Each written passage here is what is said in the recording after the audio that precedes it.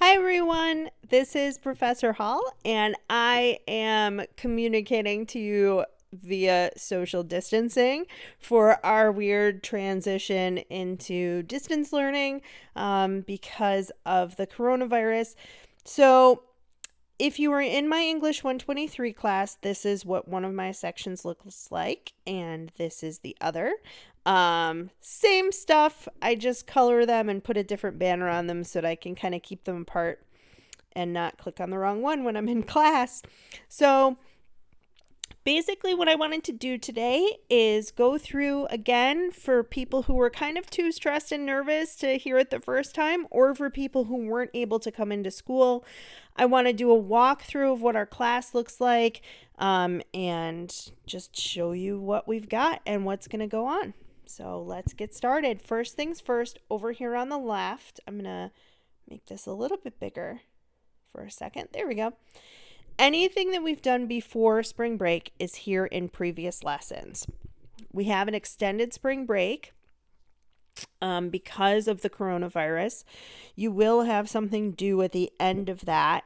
But if you have any questions, you want to see anything from what we've done in the past, our final project is going to be taking a look at all of your work throughout the semester. You can find that in previous lessons. And basically looks like our old Blackboard with units 1 and 2. I have really slow internet, you guys. I'm sorry. There we go. How to submit an assignment, how to convert a Google Doc to a Word doc, and then units 1 and 2 are there. So that's what's in that previous lessons tab. The rest of the stuff that we're doing is here in online lessons and assignments.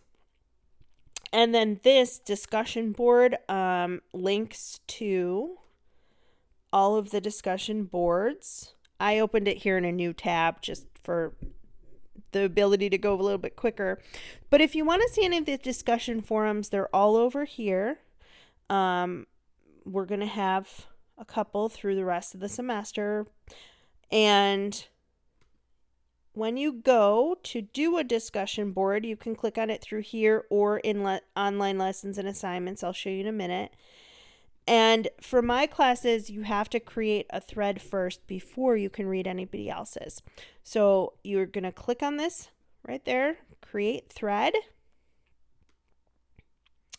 And the description of the assignment is there again for you to read, and then you put in your subject, and then you put in your post right here, and you click submit.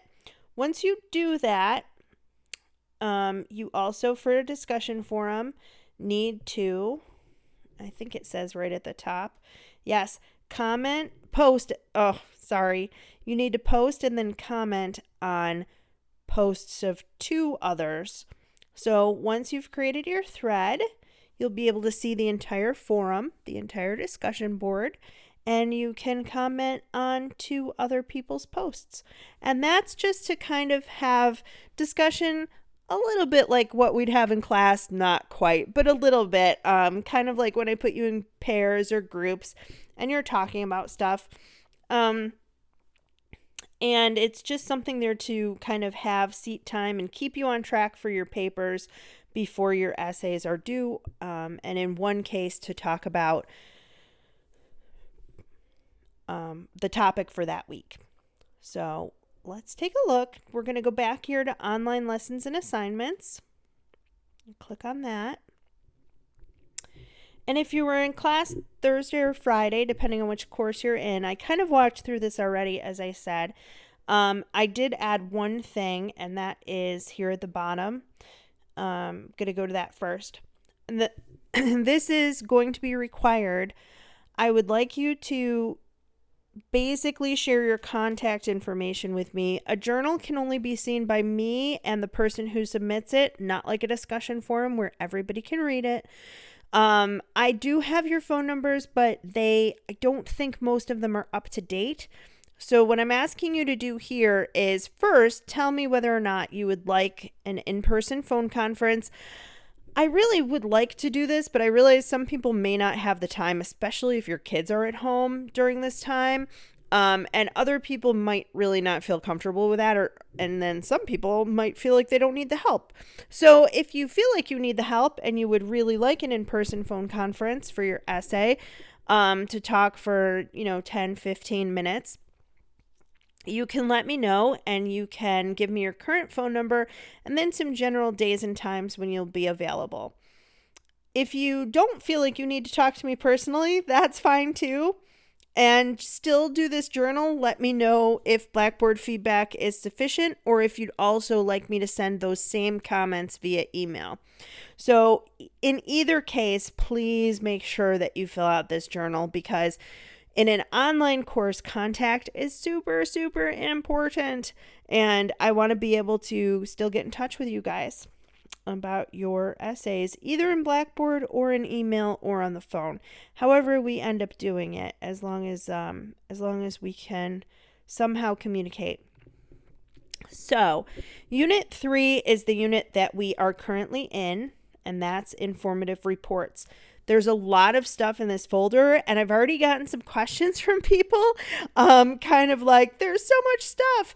Yeah, there is, but if you notice the dates here, I broke it down into steps. So first you're going to be doing your annotated bibliography, that we already started, getting your research, and putting notes on your research. That's what the annotated bibliography is.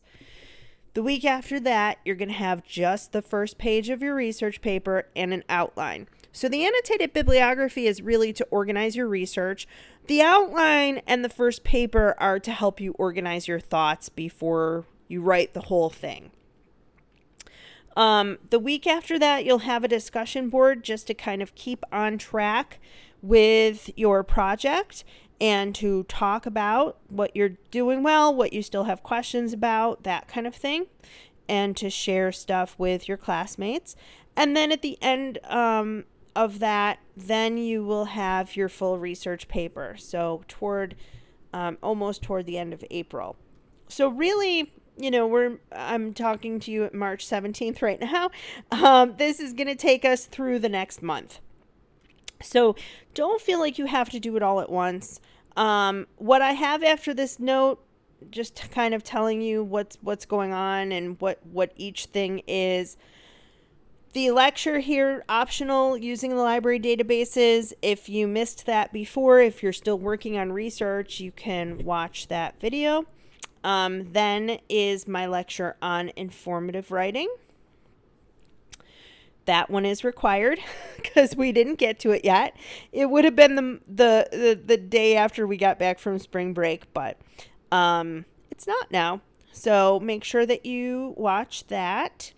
And then I have some videos about what an annotated bibliography is and why you need to do one. And then after that, I have right now a video here about writing an essay outline. A couple people have said that it wasn't really that helpful, so I'm going to try to do another one before we get to that point. But if I don't, that video's there. And then there's one on MLA citation, which is there for you as well. Underneath that is just a bonus resource for the online writing lab at Purdue. And I'll show you guys what that looks like. The OWL. There we go. So this is the writing guide for how to do MLA citation. Everything is over on the left, and you just pick which one you need. So if you need electronic sources, if you need a common source, if you have a book, a periodical like a newspaper or a magazine, something that comes out periodically, they have an explanation. I'm going fast here. And then they have examples. So that's there for you if you need the help. The folder here is for the optional topic. So if your research just isn't working out well, I have things from the library databases and a few TED Talks. Reading 1, reading 2, reading 3, reading 4. And then you can find things on your own online for the second half of your annotated bibliography. But sometimes the library databases don't work that well from home. I know we talked about that in class. So if you weren't in class when we were doing library research, or if you didn't finish it, or if your topic just doesn't seem to be working, this is a pretty easy topic to research. So that's an option for you if you want to change your research topic. And then come the actual assignments. So again, right after break, the annotated bibliography is going to be due. The directions are there. And then the assignment, you're just submitting those just the same way that you did all your papers. The week after that is the journal outline and the first page of your paper. Is a journal for the outline and the first page of your paper. So organizing your research and then organizing your thoughts. Then a discussion forum. I just showed you guys how those work. That's the third week. And then the fourth week is the actual informative essay. So the directions are there and then the assignment is right there. I also linked the directions a second time right there for you. And then at the bottom are the lecture notes in PowerPoint form for informative essays. So if you want to print them out and watch them or read them while I'm talking in the video, you can. And that is our Unit 3. One thing at a time. Don't try to do it all at once because it's going to drive you crazy. The first thing with online classes, I think, as I said, while this is going back, is communication. The second thing really is keeping yourself on track and having a schedule. And I've done some things for you here. I've linked the monthly calendar view. I'm going to open mine up. This will show you all of your classes. Right now, I think 2 or 3 of mine are probably checked for me to view. Yeah. So you can kind of see here, your classes are color coded. You can check or uncheck them. And this is a really nice and easy way to keep track of all of your deadlines. So if you can look at that, that helps. The other thing that helps is if you have a planner to plan things out. And the third thing that helps, I know for me, the day after we found out we were going to go to an online format or a distance learning format rather, I made myself a schedule. So I have certain hours that I'm going to be grading papers. I have certain hours that I'm going to be answering emails. If I didn't have a schedule, my time would be like kind of all over the place. So I really recommend that you do that to keep yourself on track. I found with online classes that can really help quite a bit. So back to our page here. So we just looked at Unit 3. Now we're going to look at Unit 4. Unit 4 is a 2-week unit. And then Units 5 and 6 are all 1 week.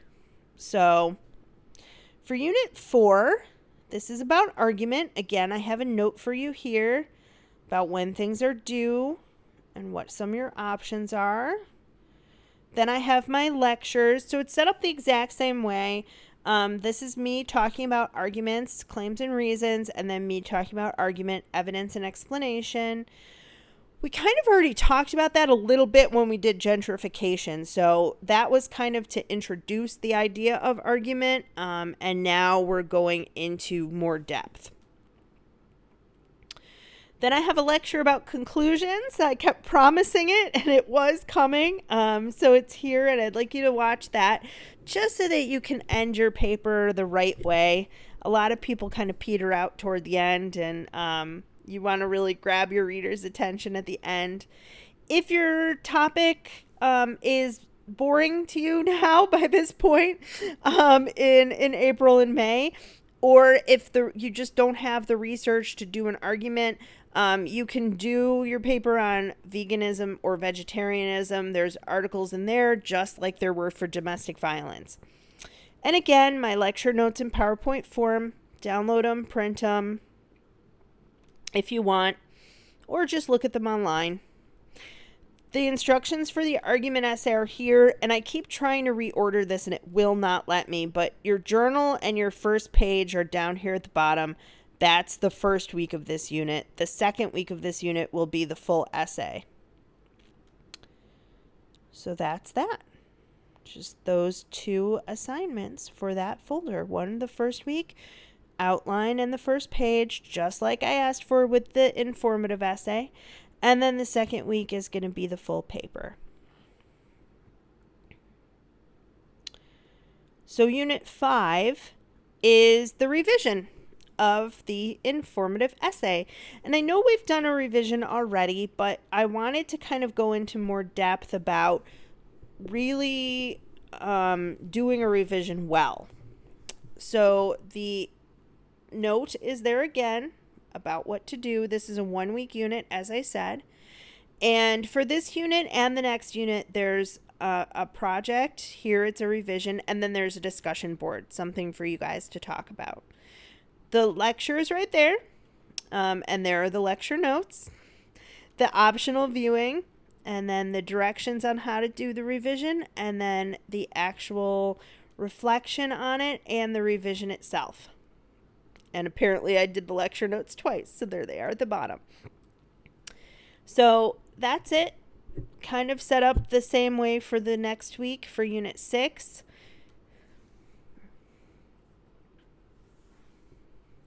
Unit 6 is going to be looking at portfolios and presentations. Oops, there we are.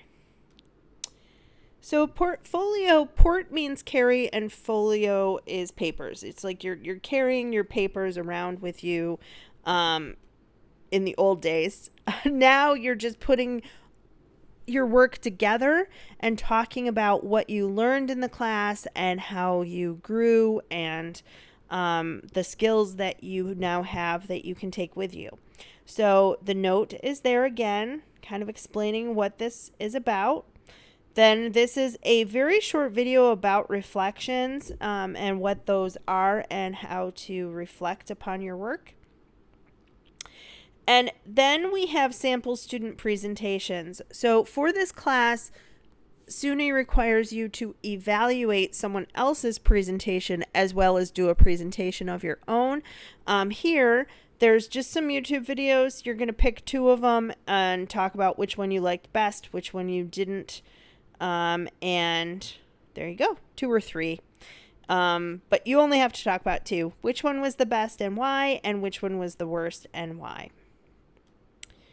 Then the assignment for your portfolio presentation is here, and then you're going to load it up here. And you can do basically one of 3 things. If you have the ability and the resources to record yourself giving the presentation and have somebody put that recording on YouTube, great.